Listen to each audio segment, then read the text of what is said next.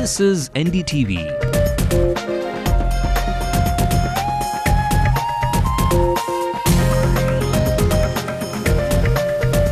And you're watching NDTV Hindu.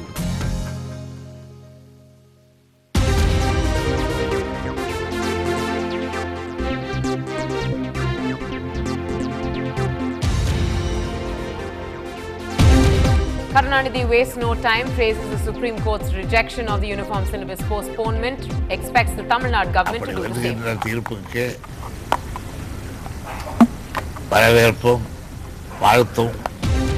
Uniform syllabus implementation not to be postponed, says the Supreme Court. Only relief is extension of books distribution to August 2nd. Students get admission to engineering colleges but unable to pay the full fee within the stipulated time, want more time to arrange a loan. A manhunt is on for who are allegedly the hired killers of Uma Maheshwari. Her husband, Prasanna, is the victim. Over 1,000 employees could lose their livelihood at the century-old Chennai port as the Pollution Control Board denies coal and iron ore handling. With 7 cases of dengue and 728 malaria cases reported, forcing Chennai Corporation to admit there is a public health issue. Actor Jiva has played it smart in giving his competition the jitters. His films continue to be a big hit. Hello and welcome to NDTV Hindu. This is the place where you're going to be bringing you all the big news happening right now at this hour. I'm Natasha Doraiswamy. Let's take a look at the national front. Karnataka Chief Minister Yediyurappa is named in the Lokayukta report on illegal mining. The BJP dismisses it as nothing new. Justice Hegde says he changed his phone number because he suspected it was being tapped. Yediyurappa's arch-rival H.D. Kumaraswamy, who is also named in the scam report, he says he's ready to face any probe. Pro-Telangana protesters, including an MLA, bash up an official at the Andhra Bhavan in Delhi. In the cash for votes scam, police say no Congress leader spoke to Hindustani why the clean chit to Congress, asked his lawyers. Enforcement Directorate summons former cricketer Ravi Shastri in connection with Lalit Modi's transactions. Overcast conditions and India elect a field with Raina edging out Yuvraj Singh. Zahir Khan takes 2 wickets. Our top story this evening. Finally, there are some initial signs of concrete decisions being made regarding the uniform syllabus in Tamil Nadu. Now, the Supreme Court today declined to keep the postponement of the uniform syllabus implementation. However, what comes as a small relief is that the Supreme Court extended the time limit for distribution of books to students by 2nd of August. Earlier, the Madras High Court had quashed the request for postponement of implementation of the uniform system and had directed the Tamil Nadu government to distribute the textbooks by tomorrow. Pointing out to the High Court order, the Supreme Court stated that the finding of the Committee on the Uniform System of Education does not reflect the correct views of the members. Meanwhile, DMK Chief Karunanidhi welcomed the Supreme Court's move to reject the postponement of the uniform syllabus implementation and said that the Tamil Nadu government should also praise and congratulate the Supreme Court's decision. Let's listen in.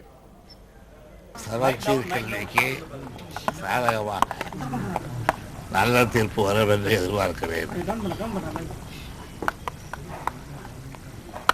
அப்படி வருகின்ற தீர்ப்புக்கு வரவேற்பும் வாழ்த்தும் கூற வேண்டிய கடமை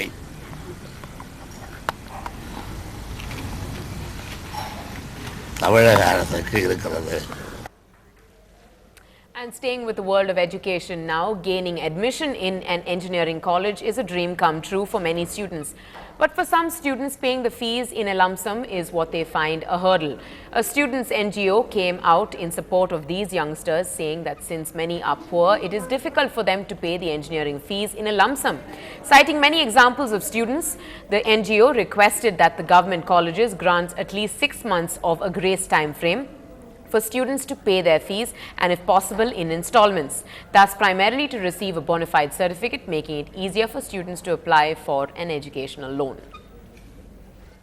Very recently we got applications from nearly 77 students. All the students those have secured more than 1000 marks and they got seat in engineering college. But the problem is within 10 to 20 days they have to pay the full fees amount.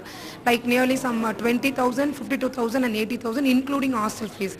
All the students, maximum of the students, 50% of the students are single parent children and they are from very poor background, and the problem is immediately within this 10 days, since they can't pay the fees, our request is they can't study, they can't go for this higher education. So we are asking the government to give time, and also we are requesting the colleges to give the bona fide certificate so that they can get education loan, they can continue their studies.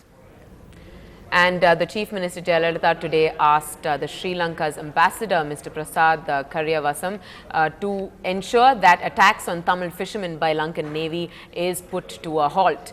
Now, she also stressed that internally displaced Tamil people really in Sri Lanka should be settled back in their original land.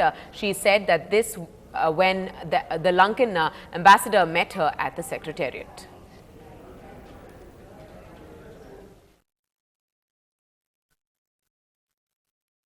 I came from New Delhi to meet Chief Minister and we discussed all important issues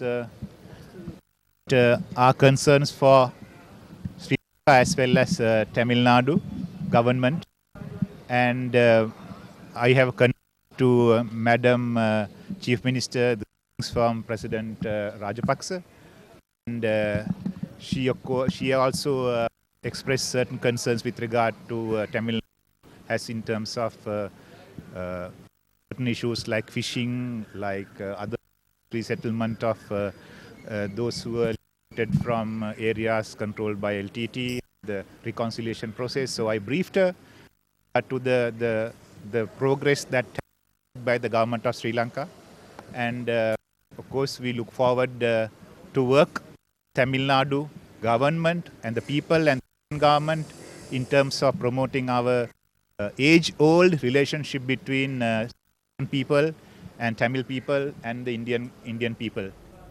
And speaking of the Chief Minister, Jayalalitha also met NDTV's group editor Barkha Dutt, and Barkha Dutt had actually called on the Chief Minister Jayalalitha today for a courtesy call.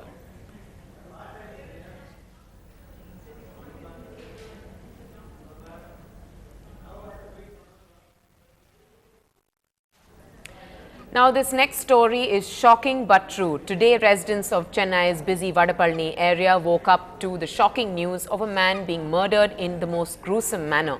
Within hours, police made an arrest and they say that the hit came from his wife. Our crime correspondent Salim brings you this report.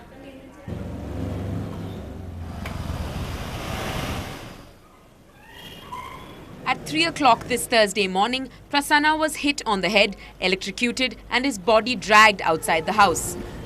The spine-chilling act was carried out by 3 men. His wife, Uma Maheshwari, surrendered to the police.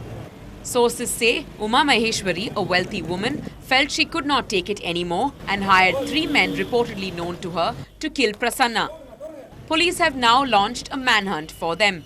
Prasanna's murder is the second case in Chennai where a husband has been murdered by goons hired by the family. Parthasarathi, a software engineer, was murdered last month allegedly by goons hired by his father-in-law. The police say the irony is that these killers are not professionals but embrace murder because they share an emotional bond with the family. In Chennai, Salim for NDTV Hindu. Ahead on the bulletin, the Telangana protests have now come to the capital of India and MLA takes the law into his own hands. More details coming up.